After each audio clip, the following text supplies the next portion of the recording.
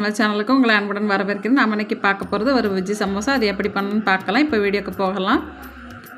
1/2 table spoon மிளகா வத்தல் பொடி எடுத்துக்கோங்க. 2 வெங்காயத்தை இந்த மாதிரி பொடி பொடியாக கட் பண்ணி வச்சுக்கோங்க.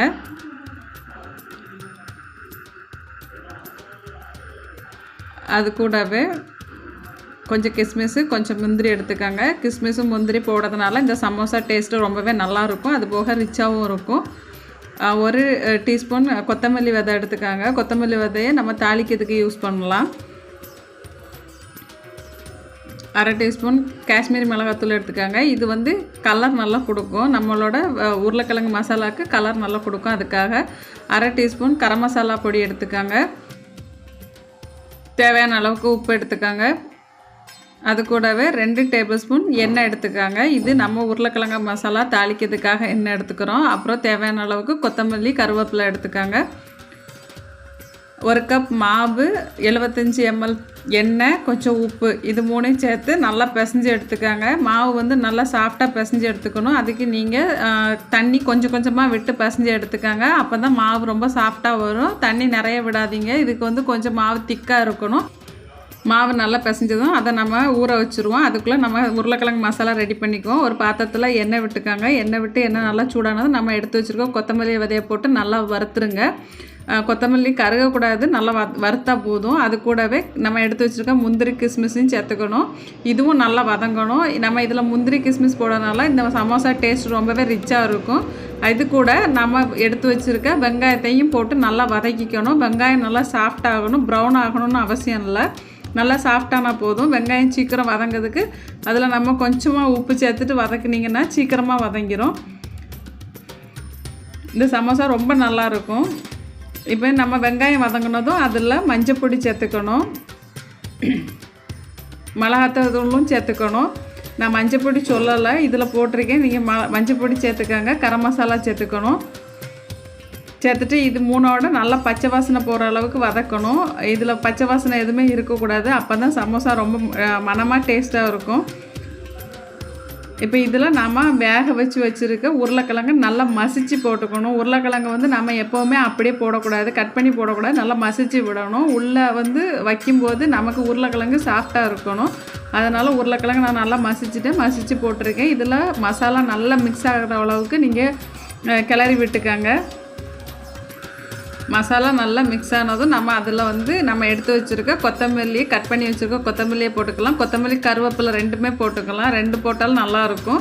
உங்களுக்கு கருவேப்பிலை வேண்டாம்னா நீங்கள் ஸ்கிப் பண்ணிடுங்க. கொத்தமல்லி மட்டும் போட்டுக்கோங்க. போட்டுட்டு நல்லா கலந்து விட்டுருங்க. இப்போ நம்மளோட உருளைக்கிழங்கு மசாலா ரெடி ஆயிடுச்சு. இந்த மசாலா நான் நார்த்தில் பண்ணுற மாதிரி பண்ணியிருக்கேன். ரொம்பவே டேஸ்ட்டாக இருக்கும். இப்போ நாம் ஊற வச்சுருக்க மாவை எடுத்து ஒரு பிளேட்லேயோ இல்லை நீங்கள் எது வச்சுருக்கீங்களோ அதில் போட்டு நல்லா பிசைஞ்சு எடுத்துக்காங்க. நல்லா பிசைஞ்சிங்கன்னா இது ரொம்பவே சாஃப்டாக இருக்கும். நம்ம ஊற வச்சுருக்கோம் ஏற்கனவே. அதுக்கப்புறம் நம்ம நல்லா பிசைஞ்சிக்கணும். நீங்கள் இதை கண்டிப்பாக செஞ்சு பாருங்கள். ரொம்பவே நல்லா வரும். நம்ம கடையில் சாப்பிட்ற மாதிரி இருக்கும் இந்த சமோசா. இதில் வந்து மாவு வந்து திக்காக தான் நம்ம வைக்கணும். ரொம்ப தின்னாக பண்ணக்கூடாது. நார்மலாக நான் பண்ணுற சமோசா வந்து நார்த் இந்தியாவில், அதாவது நாக்பூரில் இது ரொம்ப ஃபேமஸாக இருக்கும். ரொம்பவே நல்லாயிருக்கும் அதோட டேஸ்ட்டு. நம்ம ஒரே மசாலா வைப்போம், அவங்க டிஃப்ரெண்ட் மசாலா யூஸ் பண்ணுவாங்க. நீங்கள் பார்த்தீங்கன்னா தெரியும். இப்போ மாவு ரொம்பவே சாஃப்டாக இருக்குது.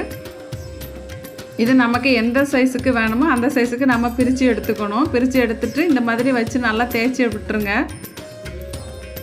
நல்லா பெரிய ரவுண்டாக தேய்ச்சிக்காங்க. ஃபஸ்ட்டு தேய்ச்சிட்டு இதை கட் பண்ணி எடுத்துக்கணும்.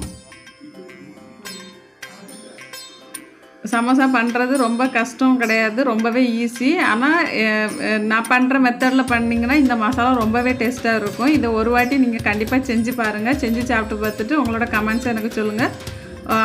உங்களுக்கு என்னோடய சமையல் பிடிச்சிருந்தா தினமொரு சமையல் சேனலை லைக் பண்ணுங்கள், ஷேர் பண்ணுங்கள், கமெண்ட் பண்ணுங்கள், சப்ஸ்கிரைப் பண்ணுங்கள். இப்போ நான் வந்து விரித்த மாவை நான் கட் பண்ணிட்டேன். 2ஆக கட் பண்ணிக்கோங்க. 2ஆக கட் பண்ணிவிட்டு இந்த மாதிரி ஒட்டுங்க. நீங்கள் இதுக்கு வந்து மைதா மாவு கலக்கி தண்ணி வச்சு கலக்கி ஒட்ட அந்த மாதிரிலாம் எதுவுமே தேவையில்லை. இந்த மாவை நல்லா ஒட்டிக்கும். மாவை இந்த மாதிரி கோன் மாதிரி பண்ணிவிட்டு அதில் நம்ம எடுத்து வச்சுருக்க ஸ்டஃபிங், அதாவது உருளைக்கிழங்கு மசாலா உள்ளே வச்சு நல்லா ஸ்டஃப் பண்ணிடுங்க. ஸ்டஃப் பண்ணிவிட்டு ஓரத்தை நல்லா டைட்டாக ப்ரெஸ் பண்ணி விட்டுருங்க. அதாவது நல்லா ப்ரெஸ் பண்ணி விட்டுருங்க. இதுக்கு வந்து மைதா மாவுக்கு வந்து தண்ணி தொட்டு ஒட்டுனா தான் ஒட்டும் அப்படிலாம் இல்லை, இந்த மாவு நல்லாவே ஒட்டும். நான் இதில் வந்து ரவையோ எதுவுமே சேர்க்கல, வெறும் மைதா மாவு தான் சேர்த்துருக்கேன். எண்ணெய் நம்ம ஜாஸ்தி போடுறதுனால இந்த மாவு வந்து ரொம்ப சாஃப்டாக இருக்கும் பொரிஞ்சதுக்கப்புறம். இப்போ நான் பண்ணுற மாதிரியே பண்ணுங்கள். நான் இன்னொரு சமோசா பண்ணி காட்டுறேன், அதே மாதிரி நீங்களும் பண்ணுங்கள், ரொம்ப நல்லா வரும். இது வந்து மடக்கிறதோ ஒட்டுறதோ ரொம்ப கஷ்டம்லாம் கிடையாது, ரொம்ப ரொம்ப ஈஸி. இந்த மாதிரி வச்சுக்கோங்க. வச்சுட்டு நல்லா ப்ரெஸ் பண்ணி விட்டுருங்க, ஓரத்தை நல்லா ப்ரெஸ் பண்ணி விட்டுருங்க. இதே மாதிரி எல்லா சமோசாவையும் நாம் ரெடி பண்ணி வச்சுக்கணும். ஃபஸ்ட்டு இந்த மாதிரி எல்லாத்தையும் நீங்கள் ஃபஸ்ட்டு ரெடி பண்ணி வச்சுக்கோங்க. அதுக்கப்புறம் நம்ம பொரித்து எடுத்துக்கலாம்.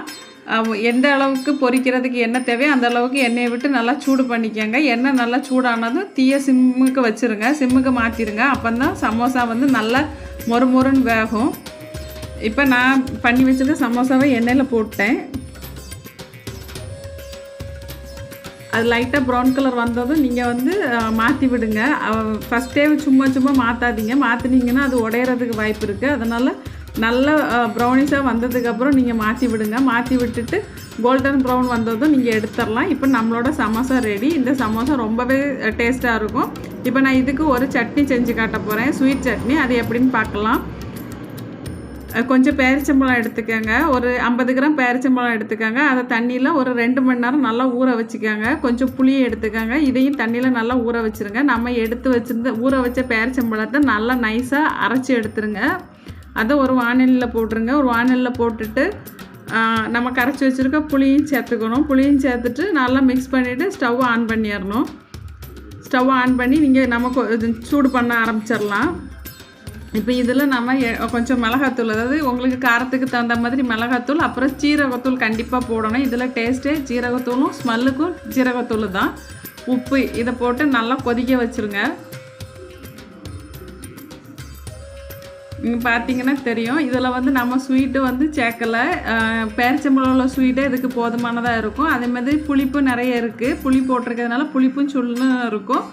நம்ம காரம் போட்டிருக்கோம். உங்களுக்கு காரம் ஜாஸ்தி வேணால் நீங்கள் காரம் ஜாஸ்தி போட்டுக்கோங்க, மிளகாத்தூள் ஜாஸ்தி போட்டுக்கோங்க, இல்லைன்னா கம்மி பண்ணிக்கோங்க.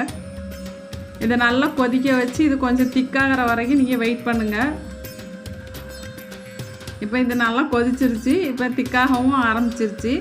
இந்த சட்னியோட சமோசா சாப்பிடும்போது சமோசா ரொம்பவே டேஸ்ட்டாக இருக்கும், ரொம்ப ரொம்ப சூப்பராக இருக்கும், எம்மியாக இருக்கும்.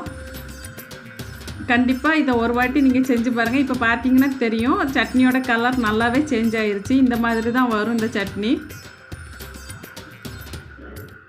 இது வந்து ஸ்வீட் சட்னி சொல்லுவாங்க. இது நார்த் இந்தியாவில் ரொம்ப ஃபேமஸாக இருக்கும். இதை மாதிரி நீங்கள் பண்ணி பாருங்கள், ஒரு வாட்டி பண்ணி செஞ்சு சாப்பிட்டு பார்த்துட்டு எனக்கு சொல்லுங்கள்.